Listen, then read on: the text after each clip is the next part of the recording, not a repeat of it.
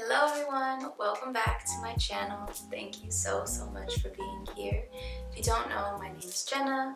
Many people call me Shwena. And in this video, I'm going to be speaking all about my vegan journey. I have been living this plant-based lifestyle for over 3 years now. So yeah, I hope that this video can be informative and can just be helpful for anyone who wants to learn more about how veganism and just living a plant-based lifestyle can be better for your mind, your body, your soul, the environment, and of course the animals. Later on in the video, I'll be showing a few meals that I have personally cooked, homemade, throughout this week, and I hope that it can give you guys some ideas and show you that being vegan and eating plant-based food can be delicious and hearty and just overall satisfying. So thank you for being here again and stay tuned. I just want to give this disclaimer that all of the information that I'm sharing is based on my own personal research and perspectives and beliefs that I've formed on my own, with the help of other research and people who also live a plant-based lifestyle that I've learned from. But I do want to say that I do come from a place of privilege to be able to eat this diet and to live this lifestyle. I live in the LA area and have access to health-conscious grocery stores, or at least restaurants that have vegan options, if not fully vegan restaurants. And of course, not every community in the world has access to these places. So I think it's very important to keep that in mind. While it is very possible to eat a fully plant-based lifestyle and be completely healthy and thrive and even gain weight and work out and gain muscle and go into competitions and be an athlete and all these things, it does come from a place of privilege to have access to all of these plant-based options that can give us that proper nutritional balance that other communities might not have. Okay, end of my disclaimer. Firstly, I'd like to say that people go vegan for all types of reasons, and usually it might be for your physical health or it might be for animal activism, and all reasons are valid. For myself, I have a very holistic kind of perspective on the purpose behind my lifestyle change, and that is a mind, body, soul kind of balance with, of course, animal activism and ethics, as well as environmental activism and ethics. So, in terms of mind, I think that for myself, mental health was something that I struggled with a lot in the beginning of college, even until like my junior year. And I actually went vegan or vegetarian for like a couple of months because I started learning about just cutting out meat and how it affects your mental health.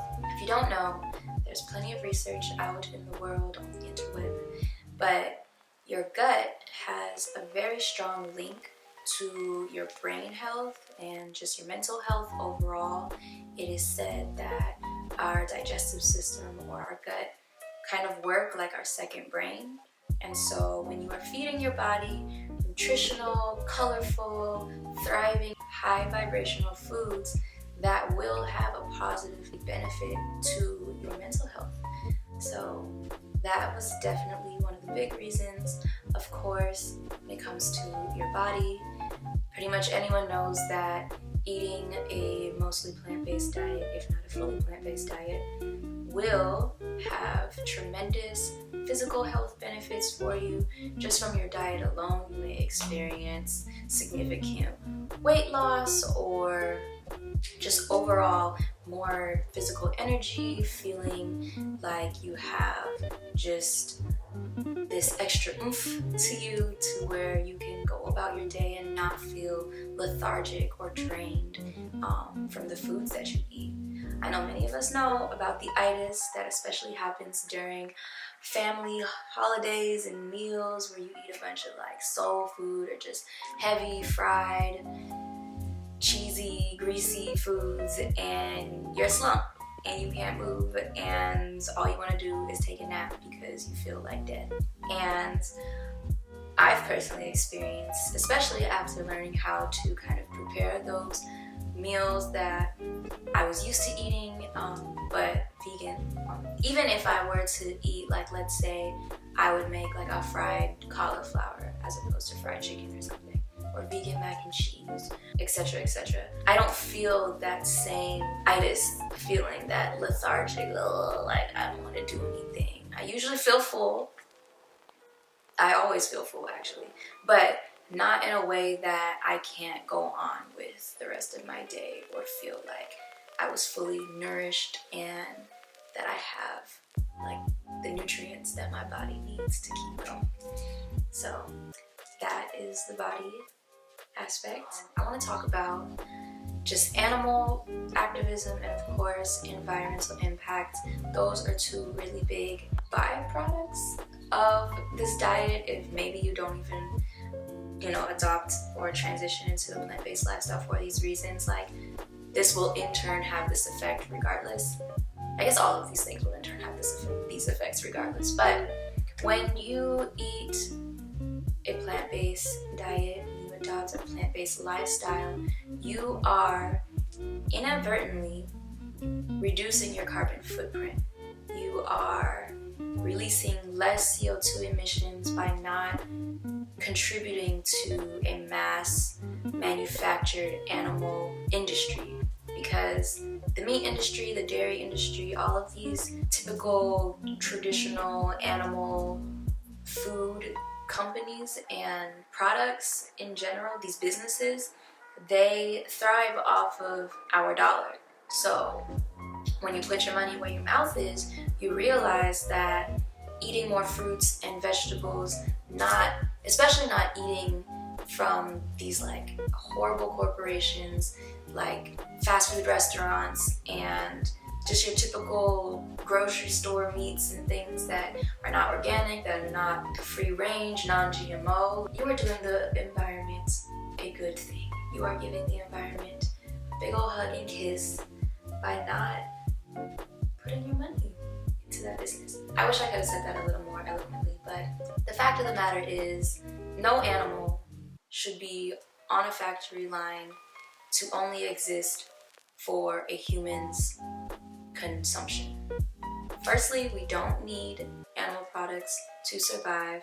It's been proven, although I do want to say, like I mentioned before, living a plant-based lifestyle, you do come from privilege to be able to live that life. But if you do have that privilege, it is very, very, very easy to get all of the nutrition that you need and live a healthy, thriving lifestyle.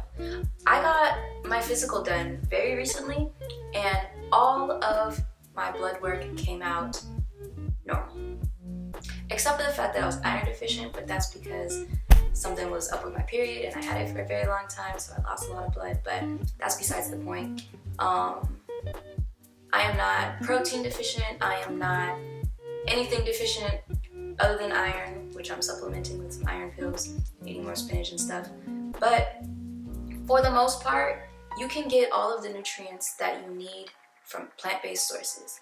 Fruits, veggies, roots, beans, legumes, nuts, grains. That's all you need. So yeah.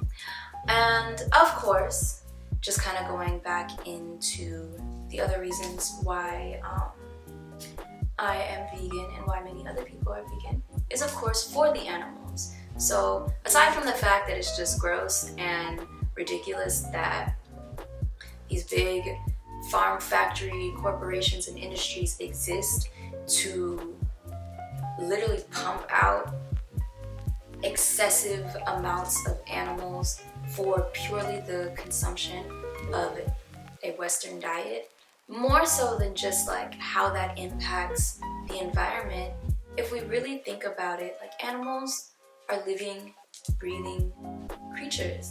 And honestly, this kind of goes into the main reason, the icing on the cake, and why I have maintained just my plant-based diet, why I haven't really reverted back to my old diet, is the soul aspect, the spiritual reasoning behind going vegan.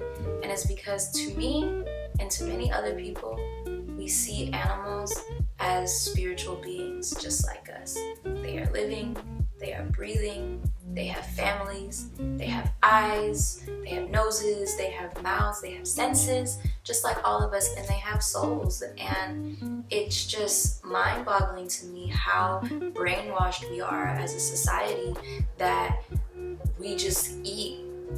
Not even all animals. We choose a select few animals that are considered less than, inferior to other animals such as pets like dogs and cats and shit.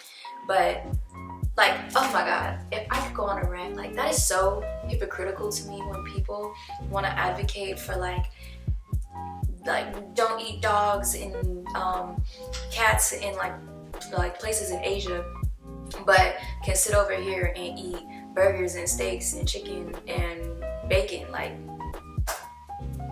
what makes that animal different than the other animal, other than the fact that you were brainwashed by society to believe that these animals are meant for eating and these animals are meant to be cuddled?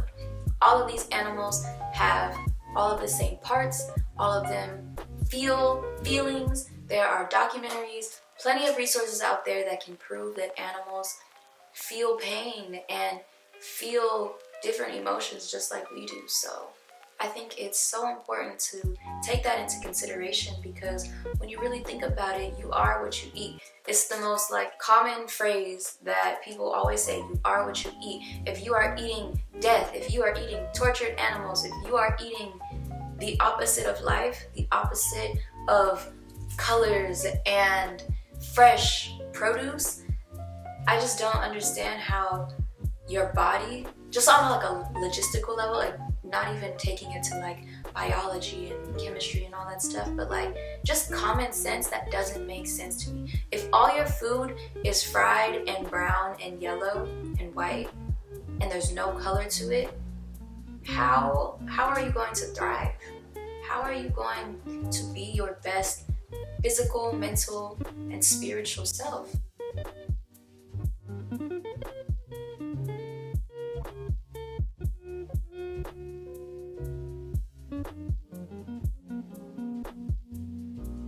Essentially, you are what you eat, and if you are eating the byproduct of an animal that has been tortured, abused, separated from its family, pained, any other type of negative impact, that is what you are putting into your body, and that is what you will become. And I feel like it is my duty as an intelligent being and creature on this planet to do my part in not contributing to any further death, despair, or suffering for any other living creature on this planet. But anyway, I feel like once I took the time to meditate on the fact that there was no way I could live a thriving and beautiful life knowing that I have consumed the energy of an animal who deserves just as much of the life that I have, that was kind of like the glue to me just always being able to stick to my principles and my diet. And I feel that we are all spiritual beings, and we should be nourishing ourselves with the utmost, highest vibration of anything, period. Aside from food, music, reading materials, images, movies, visuals. Of course, like, we should balance just educating ourselves on like real world issues and things that are going on. And it's okay to, eat something that's not so healthy as long as it's plant-based, in my opinion. But knowing that for the most part, what we are mostly fueling our body is of the utmost integrity. So yeah, in summary, I am plant-based for my mind, my body, my soul, the earth, and all of its inhabitants that live and breathe and deserve to thrive and fulfill all of their dreams as well. I have experienced tremendous results and just overall health changes in regards to my physique, my mental health. My skin has improved dramatically.